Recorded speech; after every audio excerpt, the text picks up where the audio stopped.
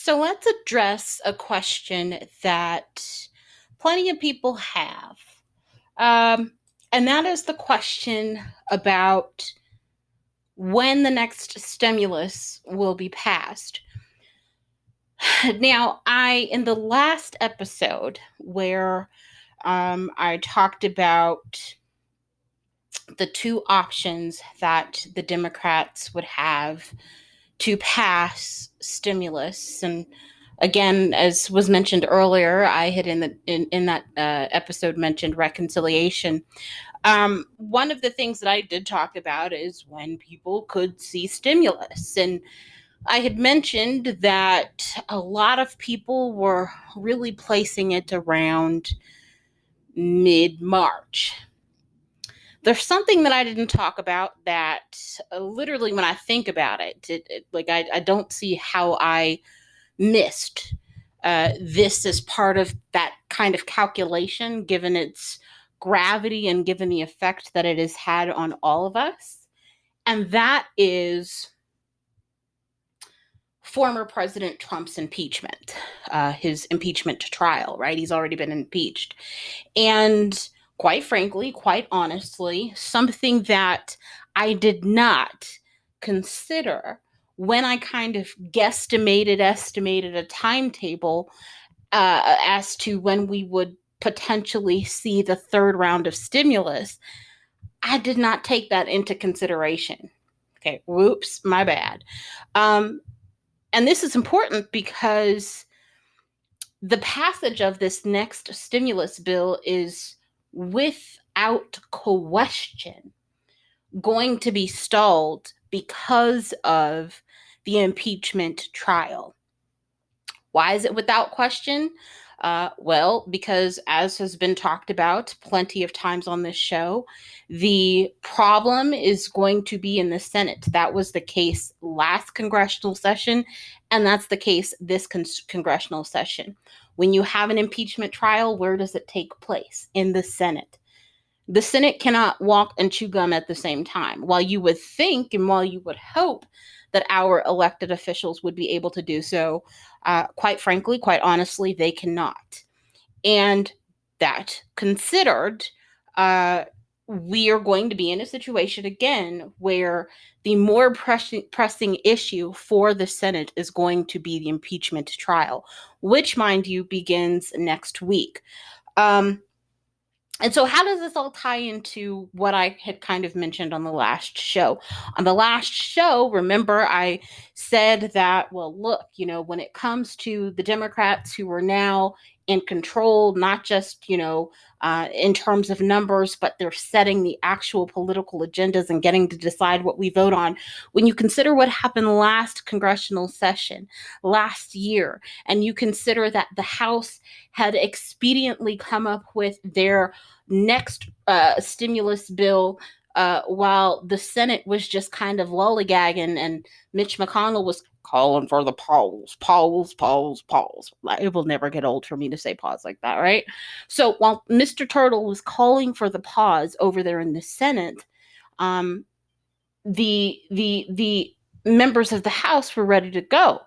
And I took that as an indicator, especially because I believe that the best indicator of future behavior is past behavior. When you consider that and then the promises that have been made, and then just even when you look at how quickly things have kind of gotten off to a pretty expedient start in this current administration compared with not just the Trump administration, but even the Obama administration, previous administrations, right? I kind of took that all to mean like, we are going to be in a position where we're not going to have to wait till March. Like, we are going to see these people get the fire lit. They want that momentum because they understand what this can mean for them in 2022. Again, like, you can go back months. I don't remember exactly when, but months ago, I mentioned, and this was in the crux of Nancy Pelosi trying to sell people the hopium and really trying to sell y'all this pipe dream of stimulus taking place before the election. And I was sitting and I was saying, look, chill out. It is not happening before the election. When I saw, and I'm not saying this because I'm great, because I'm totally not, although I am pretty awesome. I'm not great, but I'm awesome. but I saw the tea leaves were right there before me. I was like, yo, look. But anywho, like I was seeing this way back when, right? I was seeing that the Democrats were well aware that they not only they needed to at the time kind of capitalize on promises so that way it could help them and propel them, into that election with numbers that were favorable to them. But I understood at that time that if they do not act, should things go in their favor post-election, this is again kind of a flashback, if things don't kind of go in their favor post-election, it is going to be not just detrimental to them, but it's going to be more detrimental more quickly because of kind of where the American people are. Okay, I know I probably kind of lost you, but just stick with me. You're in the mind of Brittany right now. So, anywho, I do think, kind of pulling me back to this moment, I think that Democrats do realize that they have to act, and that they have to act pretty quickly. That again went into my calculation of saying that we'd see a stimulus before March. But again, I did not take into consideration this impeachment trial. And I've always known that the Senate, any congressional leader pretty much cannot walk and chew gum at the same time. It's not necessarily because it's the people. It's more just kind of how things are kind of set up. The system is meant to, it's set up in a way that keeps our congressional leaders, our congressional representatives from explicitly doing that, walking and chewing gum at the same time. So given all of that, given kind of my reasoning, you know now why I kind of proposed this idea that we would see stimulus before March and that we'd see it sometime late February. We're in early February, and I have, since last week, kind of taking more information into consideration, I have revised that guesstimation, okay? Again, having not at that time taken into consideration the impeachment trial, and now taking that into consideration, I now think that it is unlikely that we are going to see any stimulus legislation passed this month. Okay, so February is going to be a time where we hear about talks, we hear about meetings, conversations. You see that we've been seeing that the past few days, right? With those 10 Republicans, and then you heard about the Democrats, and then the president jumping in on the line and like, yo, it's Joe, right?